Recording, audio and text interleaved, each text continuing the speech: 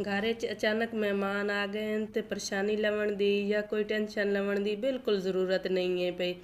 ਅੱਜ ਮੈਂ ਆਪਣੇ ਭੈਣ ਭਾਈਆਂ ਨਾਲ ਇਤਨੀ ਜ਼ਬਰਦਸਤ ਰੈਸਪੀ ਲੈ ਕੇ ਆਈ ਹਾਂ। ਬਿਲਕੁਲ ਕਮ ਮਸਾਲਿਆਂ ਤੇ ਘਰ ਦੇ ਮਸਾਲਿਆਂ 'ਚ ਰੈਸਪੀ ਤਿਆਰ ਹੋਈ ਸੀ।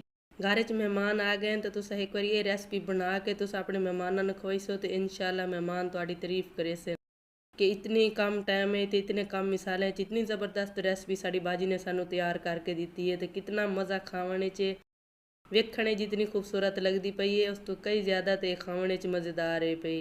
तो इस वीडियो नू पूरा विख्या है, पूरा वेखण नाल ही पता चलता है भी है कि इस बाजी ने किवें बनाई है तो किहड़े तरीके नाल तैयार की है। वीडियो पूरा वेखण नाल ही पता चलता है भी है।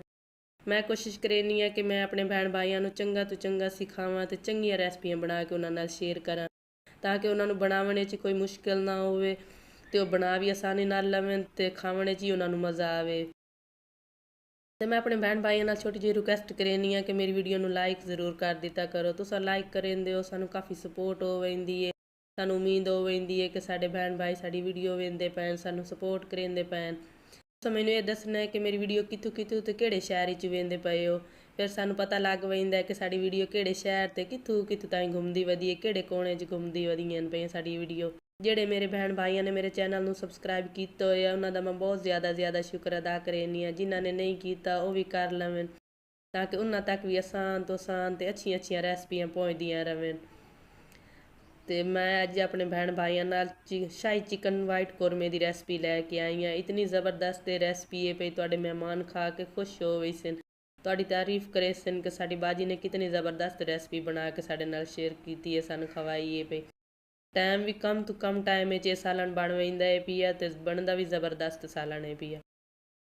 चिकन कौरमा बनावन वास्ते मैं चिकन दे विच लहसुन अदरक का पेस्ट शामिल कर लई सन, नाल दे नाल कुछ खड़े मसाले शामिल कर लई सन, तेज़ पत्ता, दालचीनी, काली मिर्च, थोड़ा जिहा जीरा वो भी शामिल करके तो चिकन में इत्थे चंगी तरह भून लई सन। चिकन में इतनी देर भून लई सन जितनी देर के इहदे विच लाल लाल गोश्त दे उत्ते कलर ना आ जाए।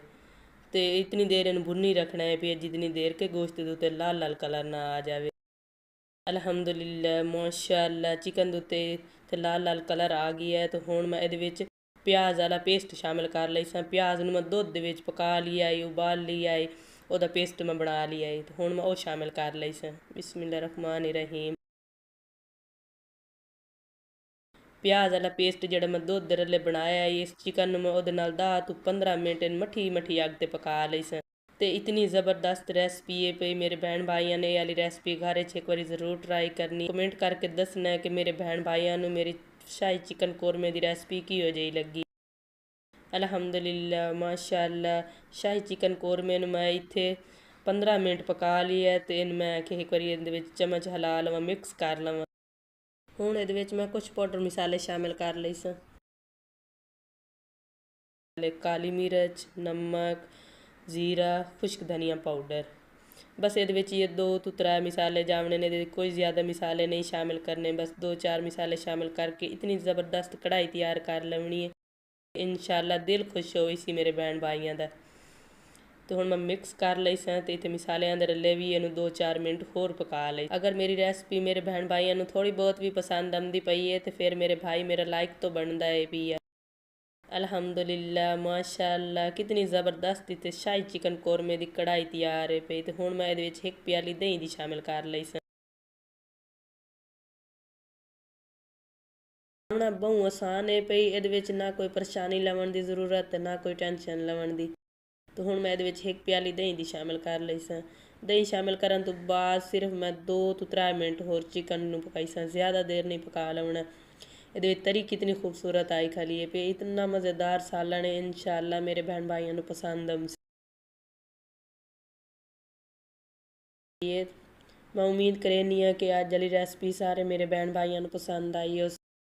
मेरी इस वीडियो नूं लाइक शेयर अपने बहन भाइयों नाल कर दिता करो। मेरी इस वीडियो नूं लाइक शेयर अपने बहन भाइयों नाल अपने दोस्तों नाल कर दिता करो ताकि उन्हां तक भी आसान तो आसान ते चंगियां रेसिपियां उन्हां तक भी पहुँचदियां रहें।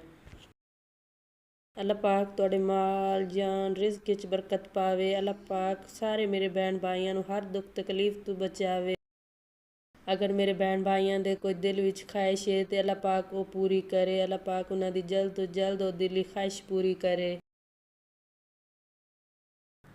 ਅੱਲਾਹ ਪਾਕ ਤੁਹਾਨੂੰ ਆਪਣੇ ਹਿਫਜ਼ੋ ਈਮਾਨ ਵਿੱਚ ਰੱਖੇ। ਅਗਲੀ ਵੀਡੀਓ 'ਚ ਮੁਲਾਕਾਤ ਹੋਸੀ। ਅੱਲਾਹ ਹਾਫਿਜ਼।